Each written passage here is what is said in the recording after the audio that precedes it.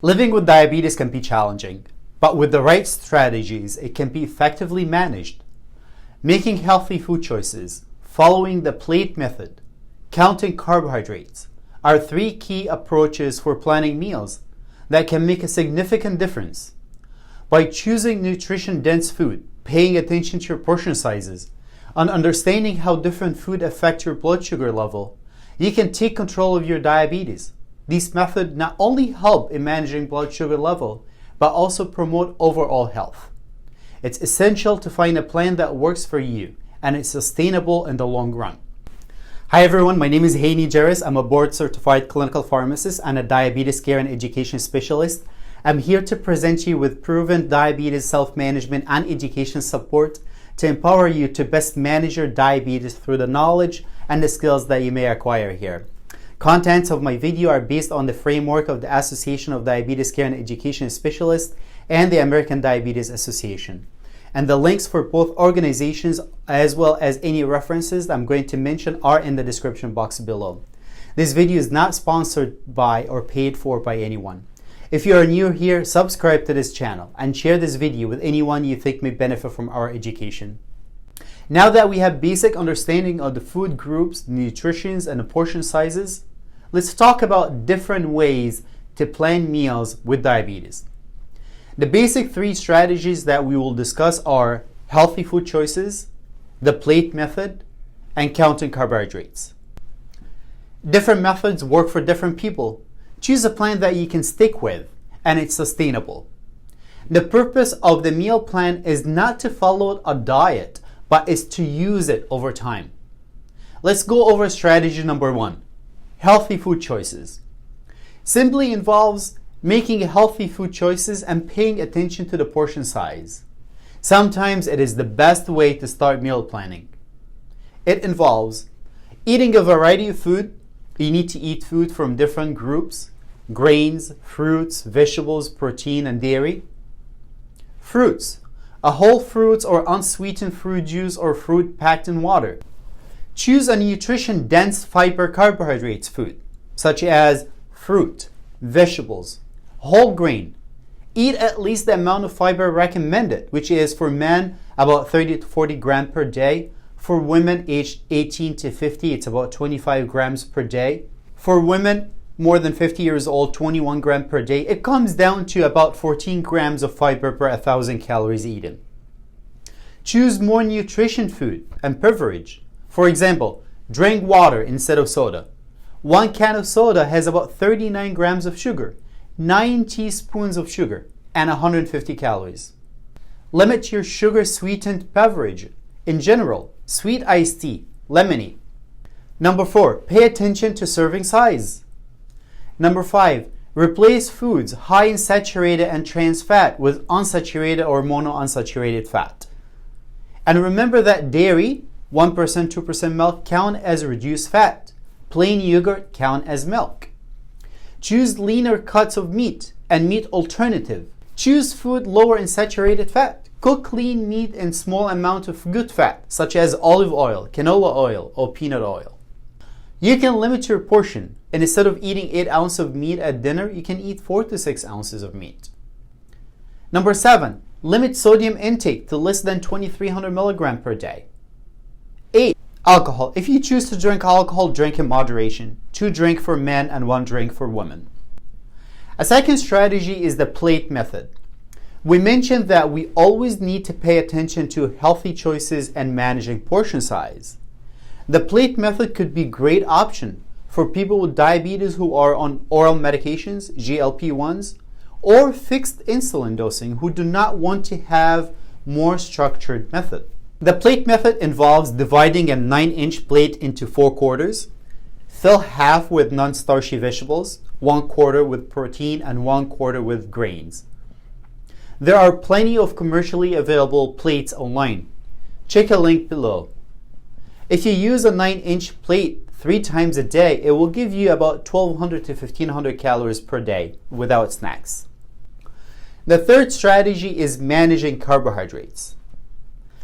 It is a more advanced structured meal planning, and mostly when blood glucose levels are not on target or you are on insulin therapy.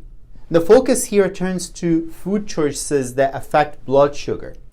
Again, once blood glucose is stable, other issues such as protein or fat could be addressed later. Changes need to be made in steps, and optimal nutrition may need to wait until blood glucose levels are corrected. Some tips on carbohydrate management include: focus on reducing the amount of carbs in each meal. Do not eat all your carbs in one meal. Ideally, each meal should contain about 3 to 4 choices of carbs based on your meal plan. If you take fixed dose insulin, you may benefit from being consistent with meals and the timing of insulin. If you are on flexible insulin dosing, the amount of carbs in each meal will determine how much insulin you're getting. Remember that carbohydrate-based meal may have the same amount of carbs, but differ in the total amount of calories depending on the amount of fat or protein in the meal.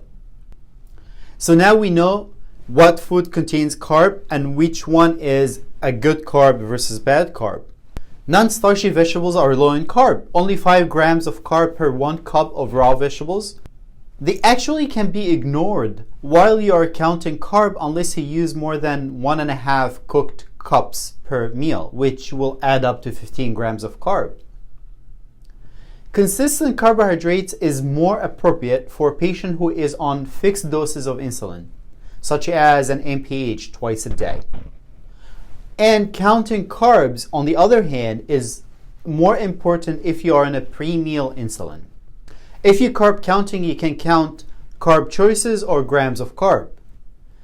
Counting carbohydrate choices. We know that 1 carbohydrate choice is 1 medium orange, or 1 slice of bread, or half a cup of corn, 1 cup of milk, half a cup of ice cream.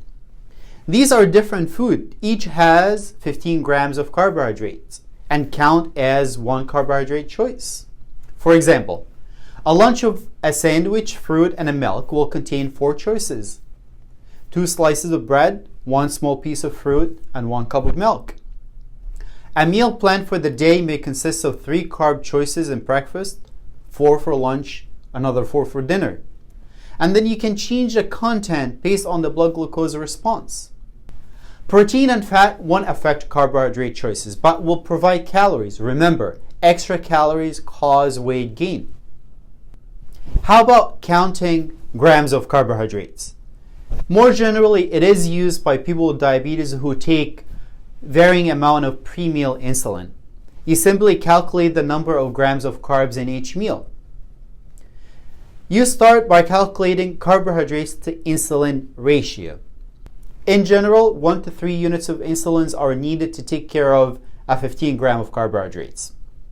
And weight matters in insulin sensitivity. If you weigh less than 150 pounds, insulin units per 15 gram of carbohydrates 1. If you weigh between 150 and 200 pounds, you may need 2 units of insulin for each 15 grams of carbs. If you weigh more than 200 pounds, you have more insulin resistant and you may need 3 units of insulin for each 15 grams of carb that you will eat. Sometimes when you eat a meal high in fat or protein, you may need to adjust insulin dose slightly. Some Italian or Chinese dishes require more insulin. Meals containing beans and whole grains require less insulin.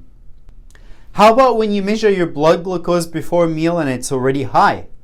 You need to know how much insulin you will need to correct this high blood glucose and brings it down to your target level. How can you calculate that? Each person needs to know their correction factor, which is in general calculated by 1800 over the total daily dose of insulin. So if you take 100 units of insulin per day, your correction factor would be 1800 over 100 equal 18. So 1 unit of insulin will lower that pre-meal glucose by 18 milligram per deciliter. So if your pre-meal blood sugar is 200 and your target pre-meal is less than 140, so you need to take insulin enough to bring your blood glucose by 60 milligram per deciliter. So 60 over 18, it's about 3.3, roughly 3 units. Knowing the carb content of the food that you eat every day may take some effort in the beginning, but it will become second nature to you. Even when carbs, medicine, stress, emotions, and exercise are the same, blood glucose can vary.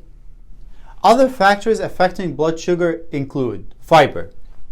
Fiber cannot be broken down to be absorbed. It does not affect your blood sugar.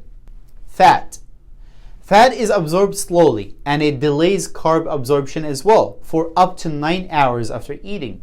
Weight changes. Insulin sensitivity will increase if you lose weight, needing less insulin. If you gain weight, which we know you will do if you are on insulin, your insulin requirement will keep climbing. Glycemic index, which is how food containing the same amount of carbs affect blood sugar. It also varies with the speed of digestion. Refined carbs such as rice and white bread are absorbed faster and have higher glycemic index. Brown rice and whole wheat bread are absorbed slower and they have lower glycemic index. These strategies are aimed to help you to make healthier choices and manage your diabetes well over time. It's essential to find a plan that fits your lifestyle and is sustainable in the long term.